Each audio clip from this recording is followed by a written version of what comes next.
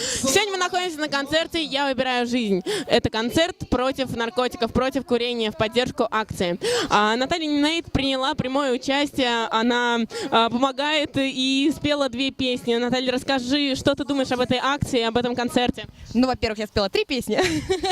Во-вторых, ну, конечно, всегда очень приятно принимать участие в таких мероприятиях. Я считаю, что это очень нужно и для людей, и для общества, чтобы люди действительно отказывались от вредных привычек и занимались именно счастливой, спокойной, замечательной жизнью.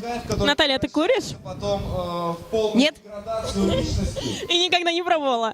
Я вообще, в принципе, против вредных привычек, потому что в связи со своим родом деятельности очень часто приходится ездить на какие-то вечера, мероприятия, в клубы в том числе. И если честно, вот сейчас с принятием нового закона против курения, то, что нельзя курить в общественных местах, вообще стало намного легче, потому что когда ты поешь, действительно, и даже ты находишься просто в помещении, где люди курят, и очень тяжело. И я считаю, что все в общей совокупности мероприятий, которые сейчас принимаются как нашим правительством, так и просто людьми, которые организовывают концерты, в частности сегодняшний «Я выбираю жизнь», все это, конечно, нужно и полезно.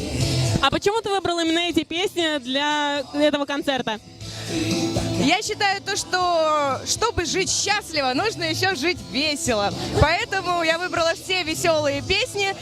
Благо в моем репертуаре, в моем диске, мы совсем недавно выпустили альбом, такие песни есть. И я считаю что они поднимают людям настроение. А если жить с хорошим настроением, жить легче, правда? Действительно, а часто принимаешь участие в таких мероприятиях?